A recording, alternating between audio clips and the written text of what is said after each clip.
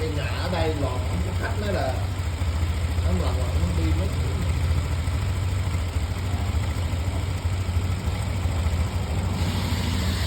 Vậy là trở lại một trạng thái ban đầu nha mấy anh em, thì xe ra đó hoàn thiện, nó lỗi thì mình đã xử lý hoàn thiện hết nha mấy anh em. EC là không sâu, nói chung là EC này mình chia sẻ cho mấy anh em nè.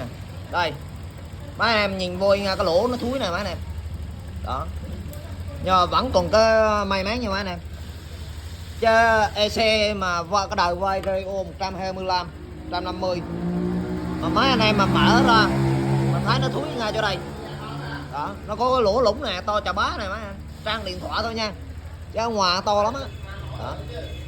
Thì nó sẽ dẫn đến cái tình trạng là nó chết, nó đi của EC luôn đó, nó đi luôn. Nhưng mà xe đây thì nói chung là may mắn đó, thì hoàn thiện bề bản.